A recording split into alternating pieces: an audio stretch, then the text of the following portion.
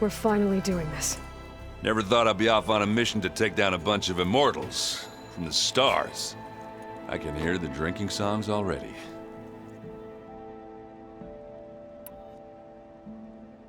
Varl made the right call. You know, bringing you here. Thanks. Yeah, Varl. You know, I never knew he had a sister. I found out a few days before you guys went to Gemini. I was, well, to be honest, I was terrified I'd screw up the mission somehow. So he sat me down for a drink. Just one, mind you. And we talked about family. Vala, Ursa, loss and revenge. How you helped us. You know, we never did get that drink you promised back in the Embrace. And you never told me exactly how your sister escaped the Mad Sun King. I guess we never got round to it. World ending and all. No time like the present, though. If you're up for it.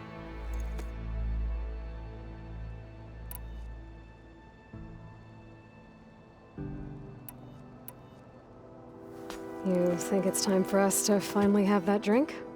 Yeah. I mean, yeah, of course.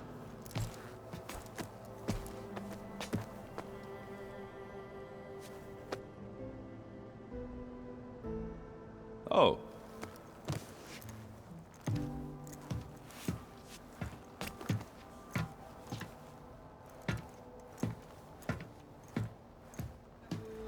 So, how did Ursa escape Mad Sun King Jiran's palace? Well, first she had to survive the Sun Ring. See, during the war, the Carja threw a prisoner a day in there. And, you know, for what? To die as sacrifices, fighting machines in a pit. Thinking somehow that was gonna appease all the other deranged machines in the world? Ha! And when it was Ursa's turn, the Carja thought she'd go down if they threw a big machine at her. Oh, but she didn't. As she defeated all of them. Even got some of Jiran's kestrels for good measure. And the Mad Sun King was impressed, I guess. Thought it'd be funny to have her run around his palace as a servant. He enjoyed humiliating her that way. I remember you telling me something about that. That's how she met Avad. He helped her escape. Yeah, but what no Carja scroll will ever tell you is how the young prince snuck Ursa out of the palace. He knew their best chance was to get Ursa to blend in, so he got her everything she needed to disguise herself as a Carja noblewoman. Yeah, perfumes, veils, and all. I get the feeling she wasn't too happy with that. Oh man, Ursa would have rather fought her way out of that palace with her bare hands than put on all of that Carja eye paint. But Avad insisted it was the only way, so she agreed under one condition. Avad had to dress up as well. She made Avad dress up like a noblewoman? As perfumed and powdered as a babe. Ursa said he looked better like that than he ever did in a crown. That would, definitely make for an interesting sight. Oh, it worked like a charm, too. Not only did they make it out of the palace, they paid a traveling merchant to get Ursa to the border, and none were the wiser.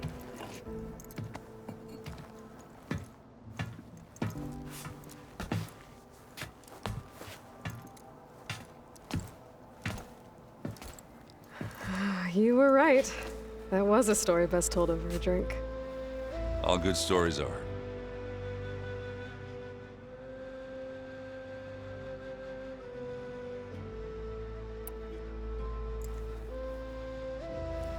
If that one's not working right, you can have one of my spare focuses, you know. Yeah, little bugger's got some personality, that's all. This saved my butt a couple of times now. It wouldn't feel right to leave it behind. You know, besides, it goes with my outfit. Wouldn't want to spoil your look.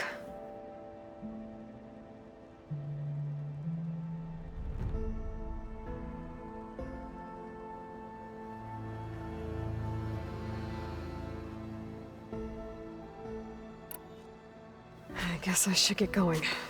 I'll see you at the rendezvous point, with my hammer ready. I wouldn't have it any other way.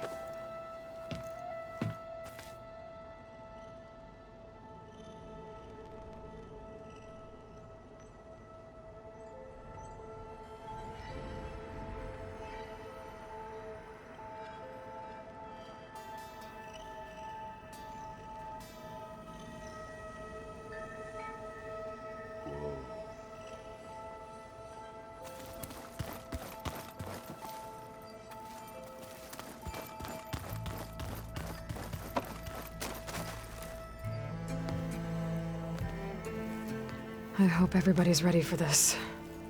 Fighting the Zeniths isn't going to be easy. Aloy, nothing you do ever is. At least, now you don't have to do it alone. Thanks.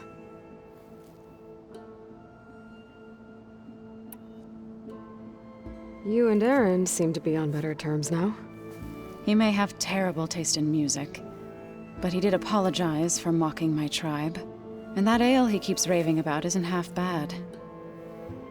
I still plan on beating that stubborn face of his to break our sparring stalemate. Try not to hurt him too bad.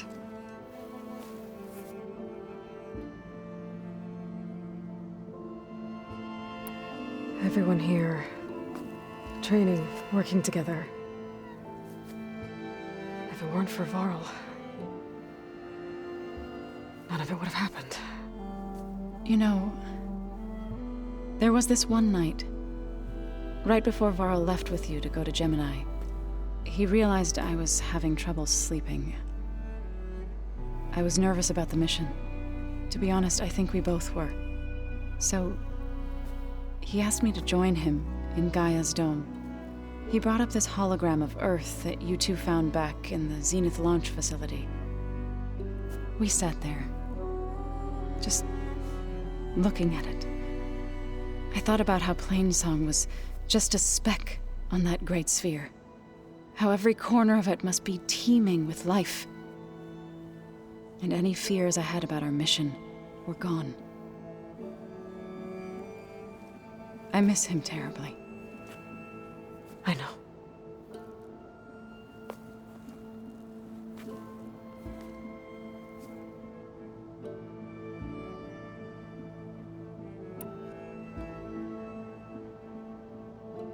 I should go. I'll let you know when I'm ready to head to the base. Before you do, there is one favor I would ask of you. What is it? You placed this focus in my care, and gave me the highest calling an Utaru has ever known. If I should fall in battle, I'd like you to be the one to bury my seed pouch. For the both of us. So, Make sure you stay alive to do so. let's just try to all come back home. Okay?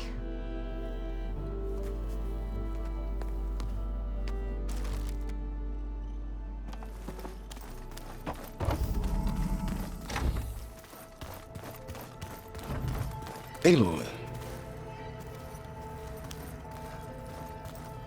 Something else?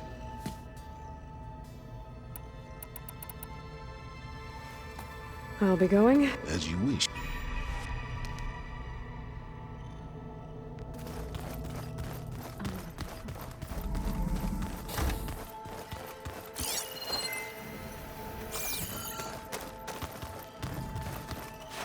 You nervous? I'd be lying if I said I'm not slightly apprehensive. The plan will work if we all focus on our assignments. Right.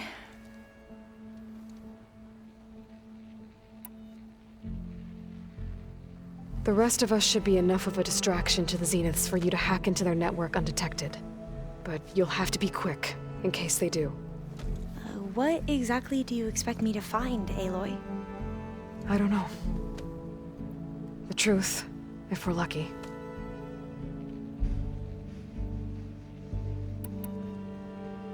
Once all this is over, will you go back across the ocean? I don't know. The more I think about it, the more worried I become. If I go back, I don't even know if they'd let me keep this focus you gave me, or what they'd do to me for reading what is clearly forbidden data. Even if I somehow were allowed to carry on my duties as a diviner, would I be willing to let the truths I've learned about the ancestors be buried away by the Board of Overseers? Would I dare challenge them and risk my family's safety? Or losing Federa?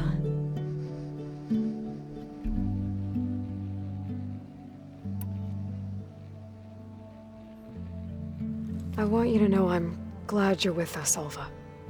Whatever happens, I'm grateful that the legacy brought us together. I never thought I'd get to actually meet an ancestor. Come on, do I look that old?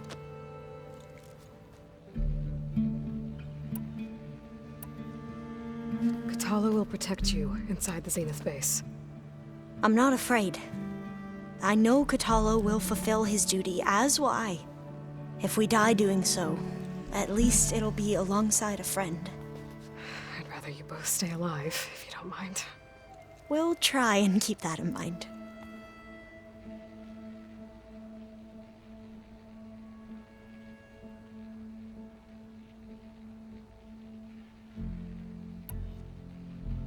Who's this Federa you mentioned? She is another diviner. One of our best. We used to be rivals at the academy. I hated her guts.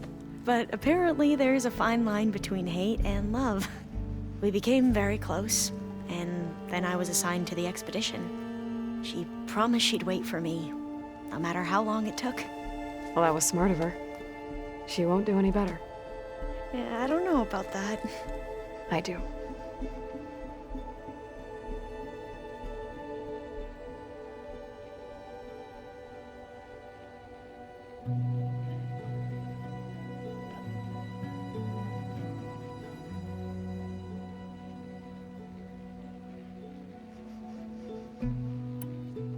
I need to get going.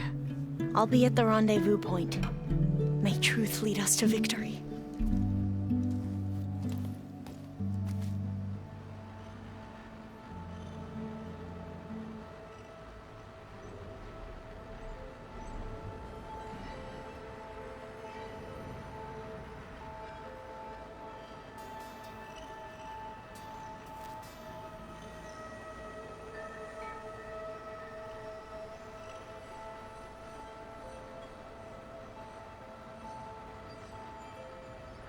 It's all going to be okay. We can't give up now.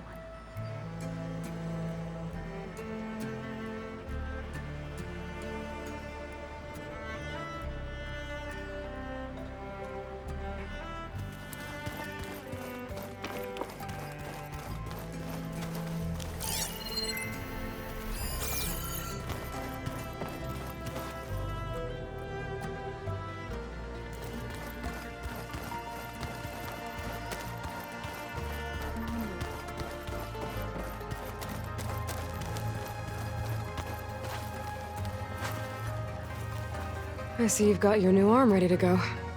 Yes. It still feels strange. I've gotten used to the absence, but no matter. I'm sure I will need it before the attack on the Zenith base is through.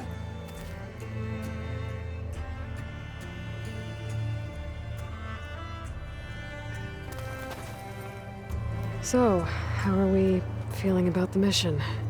I do not know everything that you have planned, but it doesn't matter. All that remains is to follow you to the end, whatever that will be. Thank you, Kotallo. I'm glad all this brought us together. You brought us together, and I am grateful too. Oh, and by the way, I was hoping now would be a good time to go back to the Tremortusk site and test my new arm, before we leave on our mission. Right. I'll let you know when I can make my way there. Thank you.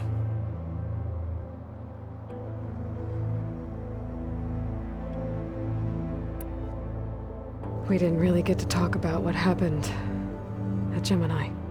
There was nothing more to say. If he were to Noct, Varl's bravery would have earned him sacred burial at the Grove, among the most distinguished of our tribe's warriors. His deeds were worthy of the Ten. When the fight is done, I will have the Inkers etch his memory on my skin, so that it may live on. I'm sure he'd be honored.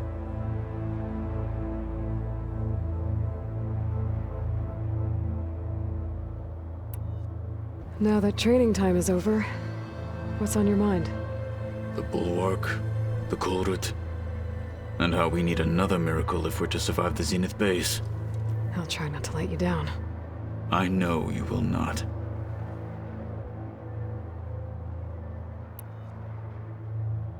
I'll see you soon then. It will be my honor.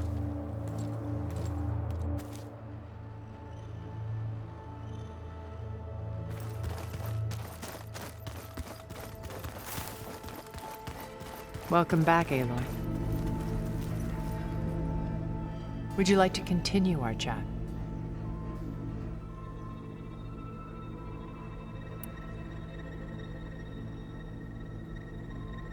I should be going. I'll be making final preparations.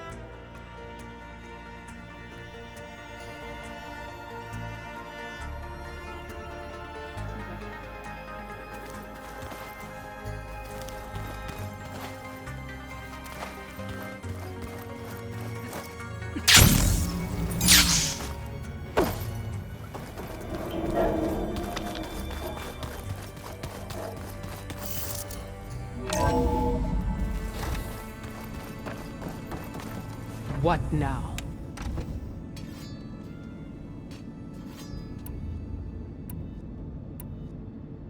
How did Hikaru betray you? Hikaru called on the clans to resist the Carja's red raids. But we did more than just defend. We hunted them, and they fled as children before a pack of claw striders all the way to their border. There we ripped down their stone walls. Their domain was ours for the taking. But when it came time to push on, Hikaru ordered us to fall back. What soldier retreats when slaughter is at hand? The kind who wants peace for their people. Peace is just a lull between vendettas. But I thought my chief had greater tactics in mind, so I stood by him, even when he allowed that filthy Carja to join our ranks. Fashav. I enjoyed watching him die at the embassy. He should have been put down when we first captured him on the field. Instead, Hikaru made him a marshal. Fashav told me how he became a marshal. He earned it just like any Tenakth. It was an insult. No outlander can ever deserve to wear our armor, bear our marks. And then a Carja messenger was brought before us? That's when I knew. I had to run my blade through Hikaru and drag his treacherous corpse to the gates of the Sun.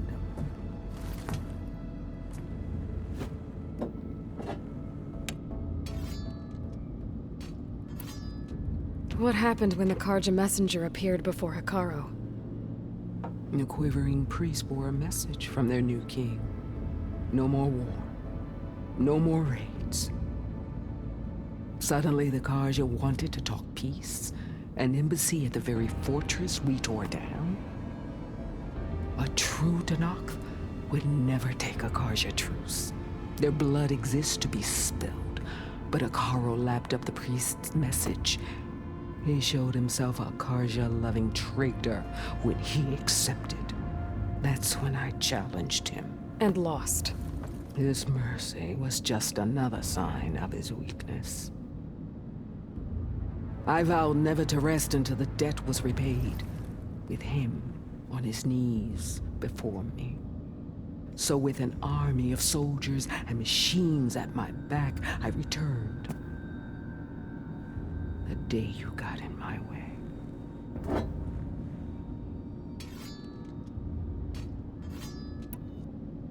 I need to be going. Yes, enough talking.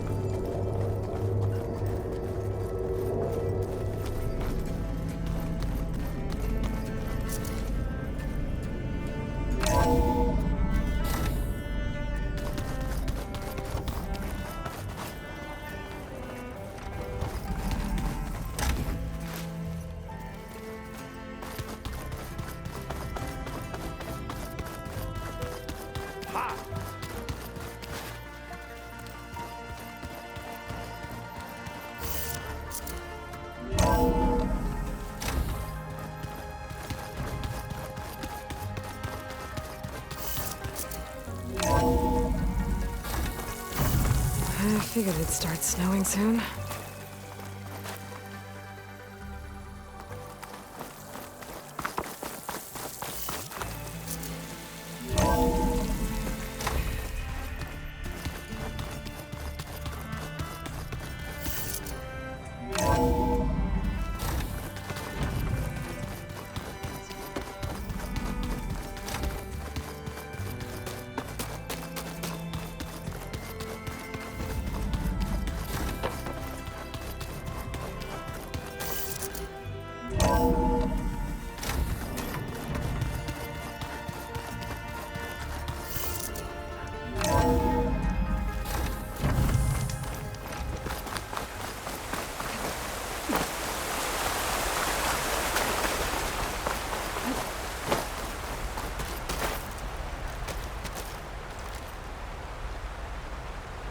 Hey, Varl. It's almost time to sneak into the Zenith base.